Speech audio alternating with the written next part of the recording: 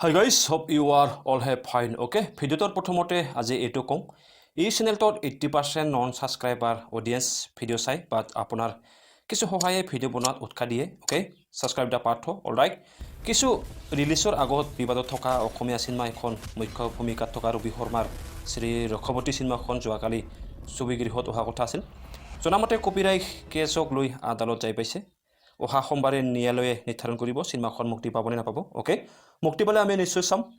আৰু আমাৰ অসমীয়া সিনেমাবোৰক অসমবাসীৰ সাপোৰ্টৰ বহু প্ৰয়োজন আছে অলৰাইট আজিৰ এই ভিডিওটোত এইটো আলোচনা কৰাৰ চেষ্টা কৰিম আমাৰ অসমীয়া সিনেমাবোৰ অতি কম বাজেটৰ হয় কিয় সাউথৰ দৰে ইয়া বলিউডৰ দৰে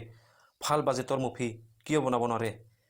এইখিনিতে আপুনি এইটো ক'ব পাৰে সাউথৰ মুভি বলিউডৰ মুভি অল ইণ্ডিয়া ৰিলিজ কৰা হয় কিন্তু আমাৰ অসমীয়া মুভিবোৰ অকল অসমতে ৰিলিজ কৰা হয় ওকে ৱাইট তাৰ আগতে এইটো কৈ লওঁ শ্ৰী ৰক্ষৱতী সিনেমাখন অভিনেতা ৰবি শৰ্মা কোৱা মতে 2 কোটি বাজেটৰ হয় ওকে বাজেটৰ কথা কওঁতে এটো নহয় যে সাউথ বলিউডৰ মুভি অকল ডাঙৰ বাজেটতে বনা হয় কম বাজেটৰ মুভিও থাকে 15-20 কোটি বাজেটৰ কিন্তু তথাপি আমাৰ অসমীয়া সিনেমাৰ তুলনাত ই 15-20 কোটি বাজেটও বহুত ডাঙৰ বাজেট হয় ওকে আমি বলিউডক আতৰত ৰাখি সাউথৰ সিনেমাবোৰলৈ আহোঁ সাউথৰ সিনেমা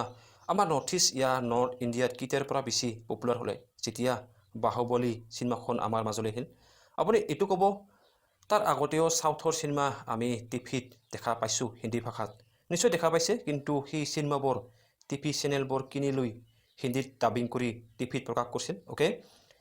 আগৰ সিনেমাবোৰ ৰিলিজৰ সময়ত হিন্দীত ৰিলিজ হোৱা নাছিল অল ইণ্ডিয়া ওকে কিন্তু কথাটো হ'ল সাউথৰ সিনেমাবোৰ বৰ্তমান সময়ৰ দৰে অল ইণ্ডিয়া পপুলাৰ নহওঁতেও ডাঙৰ বাজেটৰ সিনেমা বনাই নিজ ৰাজ্যত ৰিলিজ কৰিছিল আৰু সুপাৰ হিট হৈছিল অলৰাইট মই কথাটো ইমান দীঘল নকৰি মেইন টপিকলৈ আহোঁ আমাৰ অসমতো তেনে ডাঙৰ বাজেটৰ মুভি বনাব কিয় নোৱাৰে এই ক্ষেত্ৰত সিম্পল এনসাৰটো হ'ল আমাৰ অসমখনত সিনেমা হলৰ সংখ্যা বহুত কম ওকে আমাৰ ৰাজ্যখনৰ তুলনাত সাউথৰ ৰাজ্যৰ সিনেমা হলৰ সংখ্যা আপুনি জানিলে আচৰিত হ'ব জনাই আছোঁ পিছত আপোনাক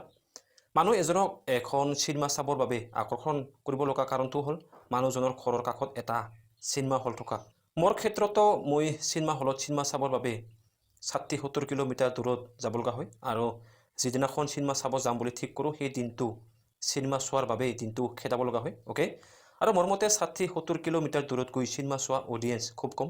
ওকে আৰু ইয়া আমাৰ অসমৰ সিনেমা লাভাৰৰ ডাঙৰ প্ৰব্লেম ওকে আমাৰ অসমখনত লকডাউনৰ আগত 82টা সিনেমা হল আছিল আৰু লকডাউনত সিনেমা হলৰ বহু লোকচানৰ বাবদ